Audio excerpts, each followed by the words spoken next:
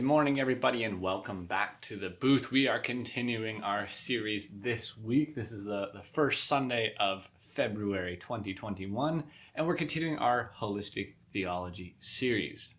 Now, over the course of the series, we've talked about a bunch of different aspects of faith and faith life and of Christian living, both externally emphasized and internally emphasized. And one of the reasons that this is incredibly important to Christians to start to work through is because it does help us get closer to God, to understanding Him more, to being able to explain Him better, never fully, obviously, but to be able to articulate His love and His impact on the world better. And as we move closer to God and as we understand and develop a deeper love for God, we are moving forward in holiness. And this is a good thing for a Christian to strive for. And so the benefit of understanding and implementing a holistic theology in our life isn't just understanding and having knowledge, but it has direct life applications in our journey as Christians. And those benefits aren't just personal. In fact, I would wager that anything you study as a Christian that has an exclusively personal and internal benefit is not being either studied properly or in its fullness or should not be studied. As a Christian, everything that we do should be able to lead people to Christ or at least enhance not just our own walk, but those of the other Christians around us, perhaps our family, friends, colleagues, or fellow churchmates. And today what we're looking at is the way that life and living as a Christian, letting God sort of dictate your life and allowing yourself to move closer and in harmony with the will of God, how it impacts the world around us. You see, we've talked a lot about how we have to be able to articulate our faith. And we do. We most certainly do. But the great orators of Christian theology, if you think about those people that are famous for being able to defend our faith in, large-scale arenas, in great discourse. You think of Rabbi Zacharias and R.C. Sproul, Tim Keller, Voddie Baucham, these people, the sort of pillars of Christian apologetics today. These men have a sort of a special place in modern time, in modernity for Christians. But they have all preached and distinctly set out to work with those that are struggling to come to terms with God, come closer. And they address people on all spectrums, be it if they're full atheists or if they're just unsure or struggling Christians, anything doesn't matter. But one of the things that scares a lot of Christians is trying to live up to something like that, to being able to share and to defend our faith. Investing in holistic theology, in encouraging the presence of God in all areas of life, helps equip us to combat the naysayers of the faith, but also lovingly grow our faith and knowledge in others. And so it is an incredibly useful thing.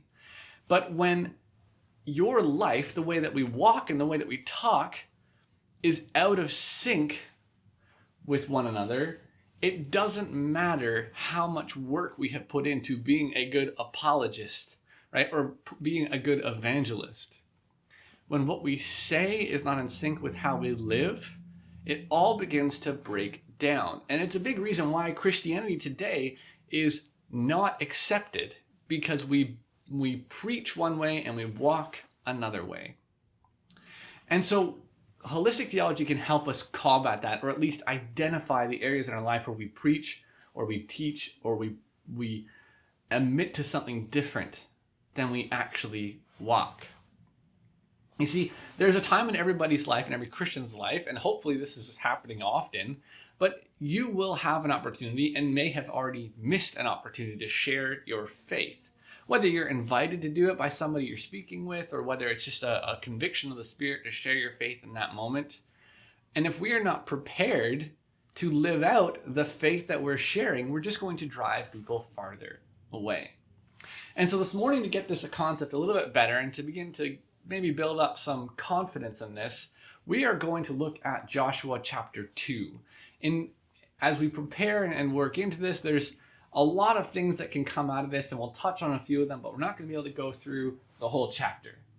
And so in leading up to this, Joshua has just been installed as the leader of Israel. Officially, he is taken over from Moses. Moses has just passed away, and the people of Israel has pledged their support and loyalty to Joshua. Obviously, there is an element here where Joshua is probably still learning how to fit in his own authority and learning how to encourage and build up trust with Israel. And they're just about to lead a campaign from basically just stepping foot the first time in the Holy Land to conquering the whole land. At least that's the mission set out for them. And in this passage and in this chapter especially, there are some things that come up that are really difficult for a lot of Christians to deal with, or at least give an answer to, which is what we're called to do. And so we'll touch on those as well as we are addressing the idea of sharing our faith. And so what we see here in chapter 2 is Joshua, after accepting the commission to go into Jericho and take down the city and win it for God, he sends spies ahead of them. Now, this is kind of a questionable task for some people, I think. If you look back at Israel's history of spying on the Holy Land, in the book of Numbers, this doesn't go totally well for them. And so I encourage you to go back and look that up. But historically, Israel has not had great luck with sending spies into Israel, and it caused a big problem for them in the past. But espionage has been a part of war as long as man has been sinful. And so it kind of makes sense that this is the direction he is going. And as the spies get to Jericho, we get a really interesting account of what's happening in the city. The king of Jericho is told that they are there, and so he sends messengers to go find them and people to search the city.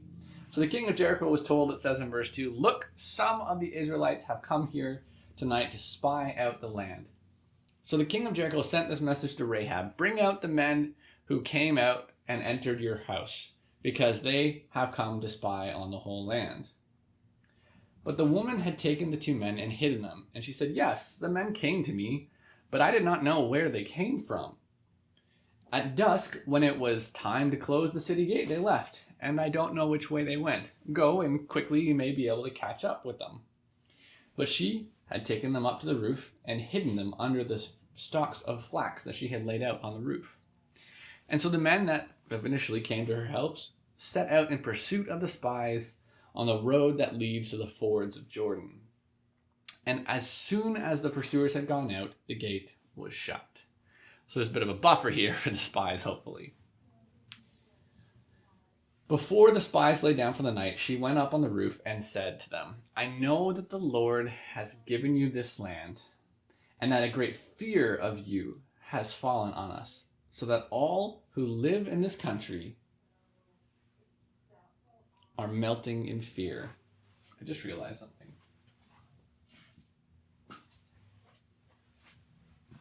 That light was wrong. I'm being blinded as I'm reading my Bible.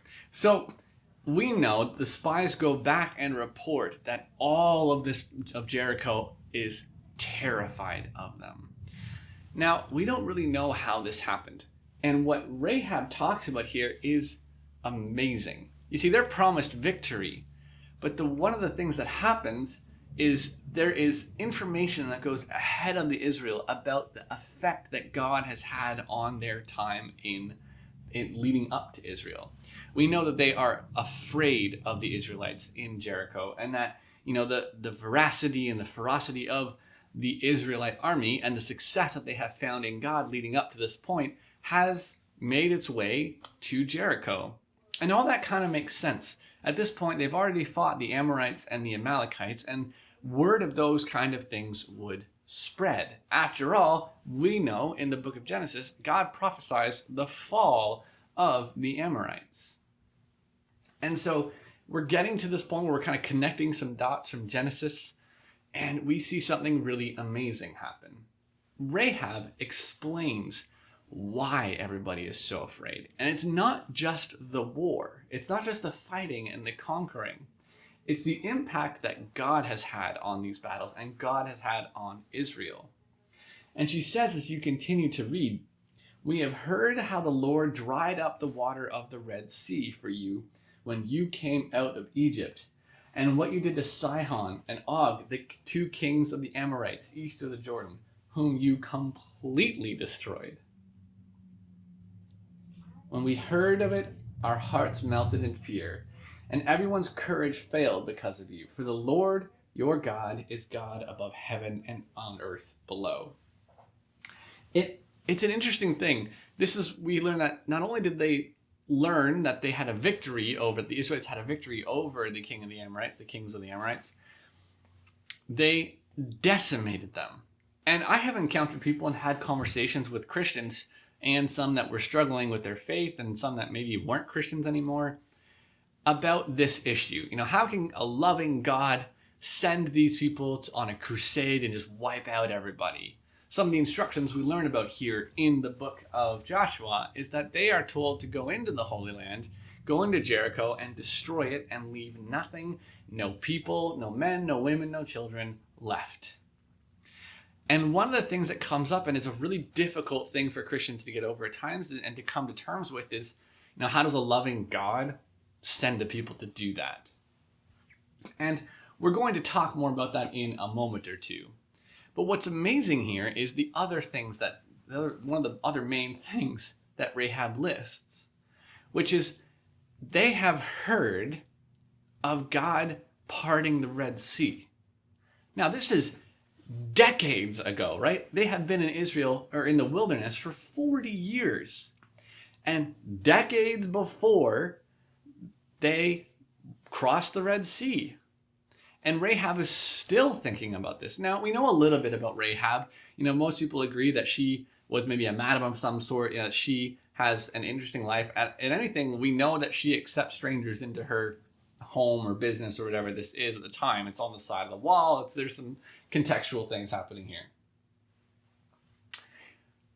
It makes sense that travelers, people who have heard rumors, would have come and shared that information here. But even the most basic rumor isn't typically believed at face value. You would have to hear that a couple of times before you start to put any stock into this. And to hear that God parts the Red Sea, without knowing that it was God even, that the Red Sea parted and these people walked across it. Who saw it? We don't know. How did that information come to Rahab? We're not really sure. But because of something God did to a group of people 40 years earlier-ish, that has left an impact on Rahab. You see, when we talk about evangelizing, when we talk about sharing our faith, I think a lot of us think of Peter and Jesus and Paul and James and all these great sharers of the gospel, the great apostles and prophets of old, and we try to imagine ourselves, or at least we expect ourselves to be able to make the difference with our words that they made. But what's amazing here is decades down the road, somebody either shared the story from Israel to somebody else, who obviously the Israelites haven't been to Jericho yet. They shared it with maybe some of the Midianites, some of Jethro's people, we don't know. There may have been other people crossing the Jordan, escaping Egypt, other witnesses to this event, we don't know. But somebody felt necessary to share this.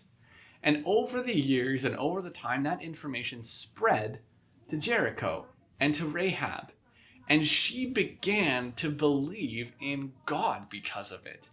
And so when you see that, you see the splitting of the Red Sea and you see the power that God has and this ragtag group of people in the desert, and you learn later that they're conquering established kings.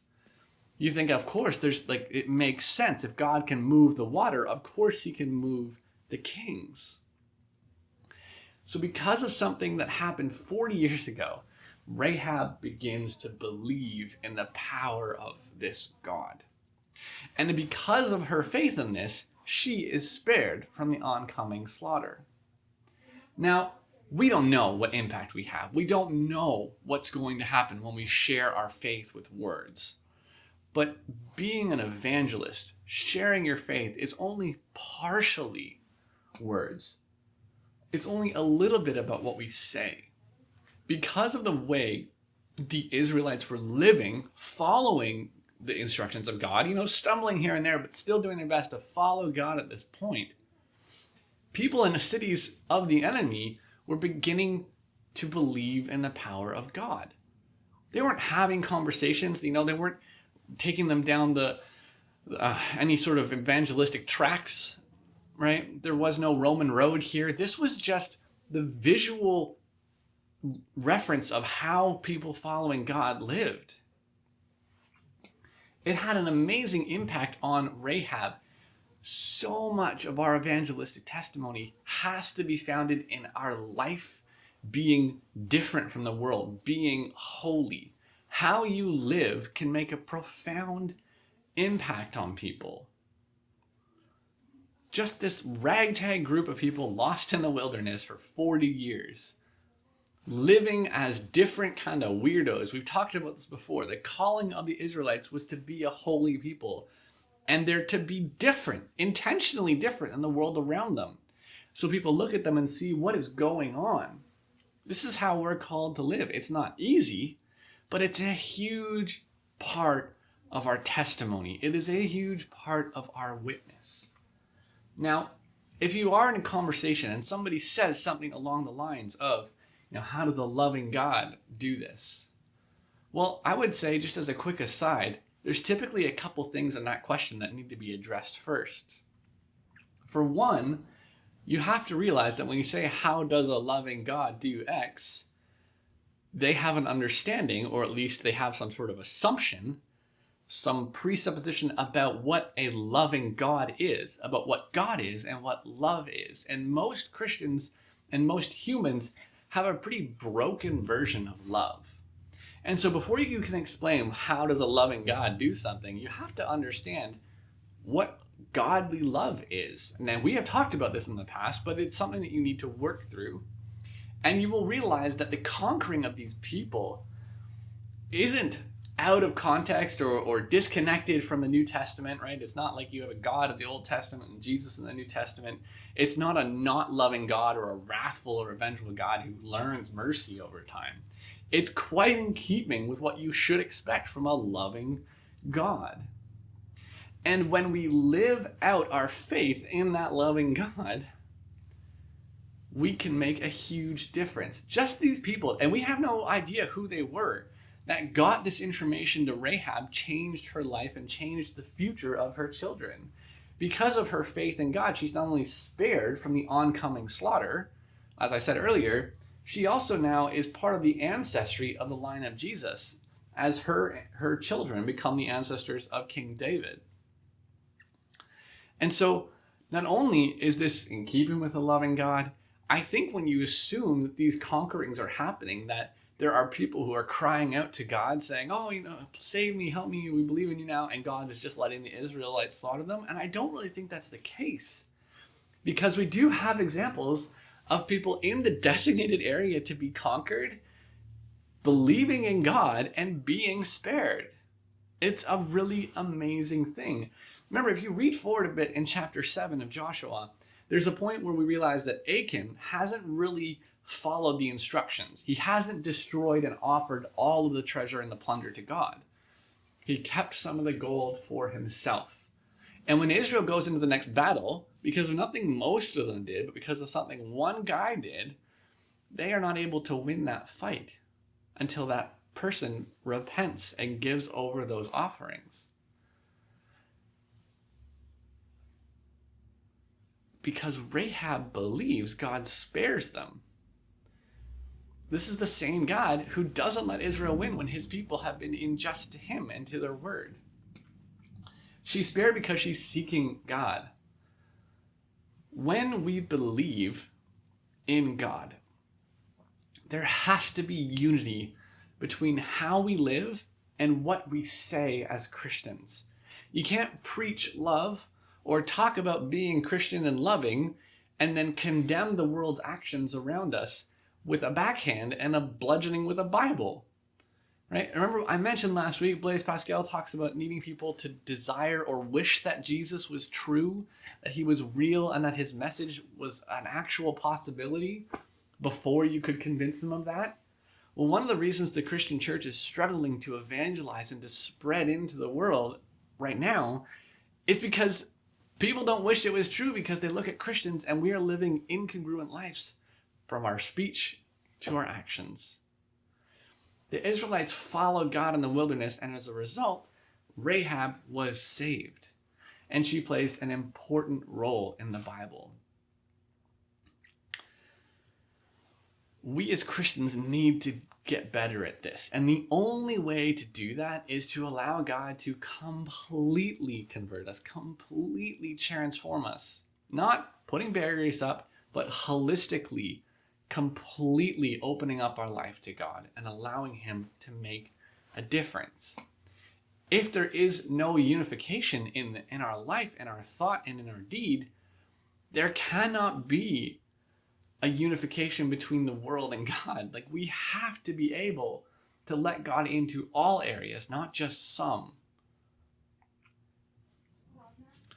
It is an amazing thing that we get the opportunity to make the kingdom bigger, that we have an opportunity to help build the kingdom of God. It is not important to track who in your life you led to Christ. It's not important to track the good things we have done. But what is important is to say that I have sought God all of my days and in all of my life. And because of that, because of how God helped me live, and because of the message that I was able to keep in step with, the kingdom is bigger and stronger.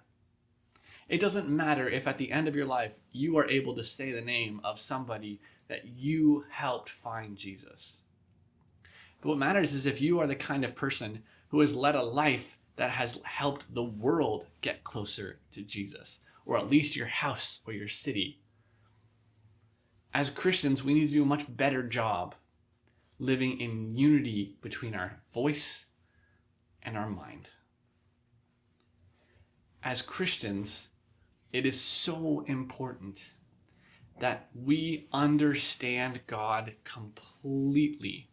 And what I mean by that is not ever fully comprehending the majesty that is God, but understanding His ability to completely transform us.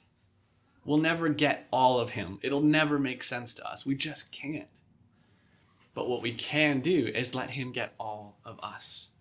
And so if you are stuck in your life and you are broken, or you're concerned about how you have, some vices or some habits or some sins that you just kind of kept off to the side and kept God out of, and you're also not really finding any joy or peace in your faith, you need to bring this all under one roof. You need to bring all of that into the light of God and let Him clean it out and transform it. If you're somebody who is frustrated with the way the church doesn't walk and talk in the same step, I understand. Please come find us. Talk to us, call a church in your city, but find a way to figure out why that's not happening. I recently had a conversation with some folks about some things they were struggling with, some ideologies of the church they were trying to sort through. And when the conversation finished, we came to the conclusion that something needed to be done and we needed to make this better. But we can't do that by ignoring it or just being frustrated with it from a distance. We have to get inside and make a difference. And so if you are somebody who has been impacted by the church in a negative way because we haven't been walking the way we're talking, I would encourage you to get inside the church and help us make a difference with this.